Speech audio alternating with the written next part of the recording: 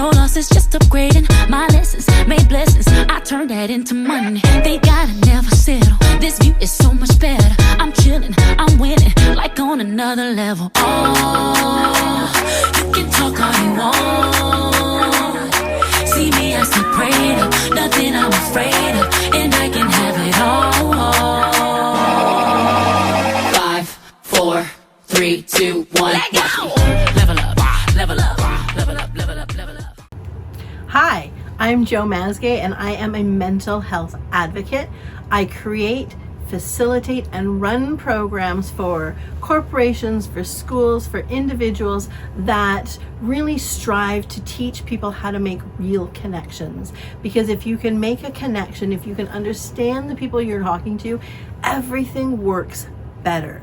So I run programs for emotional intelligence, love languages, boundaries, anything to support your mental health so that you can communicate better within your relationships, within your connections. Hi, I'm Amanda Braybrook, and I am the founder of PWP Magazines, and stands for Pages with Purpose. I'm also the photographer of the Artsy Lens Photography. I've created a platform for people to share their story, to share what they experience in life, because I truly believe that everybody has a purpose in life. Hi. Hi, baby. How are you? I'm good. How are you? I'm a little bit nervous. You know, I feel vulnerable. I mean, that's a good thing. Yes, it is a good thing. Feeling very good vulnerable thing. is a good thing. Feeling not uncomfortable, but like, you know that cringe feeling that you get right before something really great happens? That's how I feel. I mean, you know, I'm gonna just throw this out there. You know, being vulnerable is, you know, something that we all have to go through. Absolutely. And something that, you know, I strive to help other individuals Yeah. release from. Absolutely. That's even a thing. Releasing. It is a thing, because I've been a part of your photo shoots, and you know, I don't mind getting naked, but I don't like getting in cold water, and you got me in the cold water. I so sure did. That's a vulnerable Yeah. thing. I sure did. And, you know, and I'm very happy that, you know, we have connected in ways that, you know, I didn't think that we would. And the first day that I met you, didn't think that we would. I knew the minute I saw you. I'm like, and that one I'm gonna take, and that one, because here's how I view life. Like I have, and I fully disclose this all the time, I have huge anxiety. I have social anxiety. I have depression. I have all the fun stuff. So going into a group, and I met you at a dance class, going into a group is terrifying. Like, I mean, it's like I want to vomit in the parking lot, terrifying. But when you can go into a group and you find those the people who shine, the people who sparkle a little bit, and you just focus on that, it makes the whole thing easier. And I walked into this beginner dance class. She ain't a beginner. And I saw you right away. And I was like, that girl has great energy, and I'm gonna make her mine. And I did it. and I am yours. And I am yours. And it's funny because, you know, I was telling somebody the other day how we met, and I told them, and the one thing that I did tell this person is, you're my safe space, Jo. Aww. You're my safe space, and, you know, any problems that I have, I It's true. call you, and it's Yep. just your voice alone just Oh, soothes me. you're And sweet. but We have to have those safe spaces, though. Like, we have to have our people, because honestly, and I fully disclose all my stuff quite often, you know, my last month has been a little bit difficult. There's only certain people I'm going to tell about that. You know, you have to have your people who you can trust, and you have to know who your people are. Like, I know that I can phone one person who's going to calm me down, and I can phone another who's already got a shovel in the trunk, and let's go take care of this. Like, you know your people, right? But you know your safe spaces, you know your passionate people, and make sure when you know them, you use them for what they're good at. Like, I can't phone you up and say, hey, can you take stitches out of my arm? no, Because definitely not, because that's what she did this morning. She asked me to take some stitches out, and I was like, I cannot do that. I did. I have a stitch to be removed. I'll have to figure it out later. I'm like, man, it's just a little clip. No, not that person. But you are the person who I can call and be vulnerable with. You know, you're somebody I can cry in front of. Amanda has coined the lashes. Careful, you're going to cry your lashes off.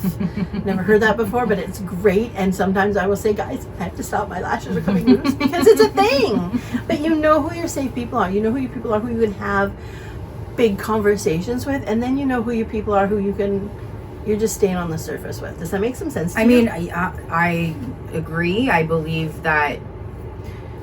truly believe that people come into your life for a reason. I believe people Absolutely. leave for a reason. I believe people, the people that you have in your life Yeah. are there for a reason. Maybe might be long term, maybe might be short term, but I think at the end of the day, people that come in are people that show you things that you are either missing or that you want or that you have already and you want Right. more. So I truly believe that everything happens for a reason. I have it tattooed on my arm, full believer of that. Yeah. And some people come in to be lessons, right? Sometimes we have to learn the lesson, and it's hurtful and we don't want to do it, but sometimes we have to learn the lesson so that the next person who comes along, we have more gratitude towards, right? Like, we talk a lot about relationships, and I found, my soulmate at 48. And I had to kiss a lot of frogs to be able to trust that the qualities of him that I love the most are his kindness, are his ability to make my children laugh. There are little things like that 10 years ago might not have been the quality I'd looked for. But I've learned that this is very important. This is what binds. And at the end of the day, right, we talk about having a safe space. If I'm not safe with my partner, what am I doing there? I agree. And you have a great guy. He's a great guy. I like him. I like him too. But no, it's true. And I believe also having a purpose in someone's life. Like, I feel that I'm always that one. It's like, okay, this person's in my life. Maybe I need to help them. Maybe I need to do this. Right. Maybe I need to show them this. Sometimes I'm tired of it, but that's just the person I am, that I have it tattooed on my neck, that I have a purpose, right? On that, it's what you're doing is you're showing yourself that you're worthy of having boundaries. For sure. I've done this enough times. Now I'm getting emotionally burnt out because there's something called caregiver burnout where we just give and we give and we give. And I need to take a step back and replenish myself, right? We say it, you go on an airplane, you take the air mask down for you first because you can't help somebody else if you're empty. Yes. So boundaries are huge in relationships. Really huge, and that's something that I am learning because You're getting there. You're doing I just give my all to people, and that's just not as a partner, but that's also my friends in my Absolutely life, my is. I've seen family. I've learned to put some boundaries up with my family. I'm learning to put boundaries up with my friends, but I can give you a tip on boundaries. One of the things that really worked for me is understanding, my friend, that you're worthy of having boundaries, right? Because it comes back to your own self-worth. I'm worthy of not tolerating this behavior. I'm worthy of saying I've had enough. I need to rest, right? And when you can look at it from that aspect, everything starts to shift.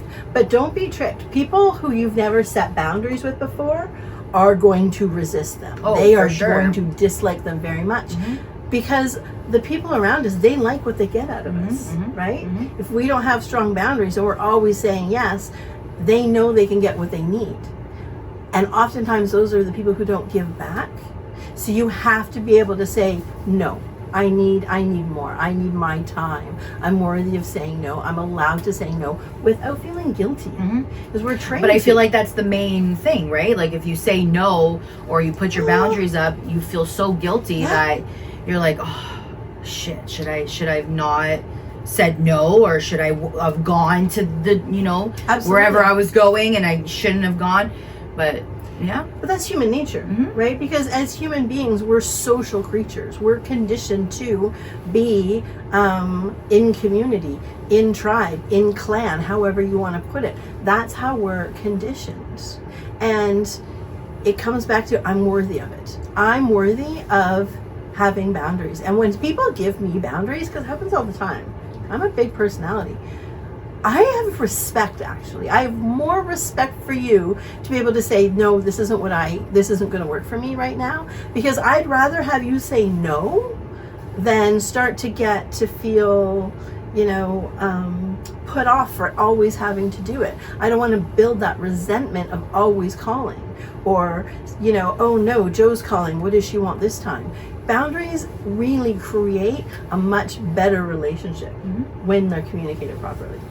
Now, would you say, like, let's just say hypothetically, if you were in a relationship and you just started, would you throw those boundaries out there right away to the person or gradually show them? You know, that's a difficult one because in the beginning we're in the honeymoon phase and we want to show our best and we really want to, be everything. However, a relationship has to get past the honeymoon phase. A relationship has to get to the point where it's respectful and where you're honest about who you are and you're honest about what your needs are so that you know if you're a match in life.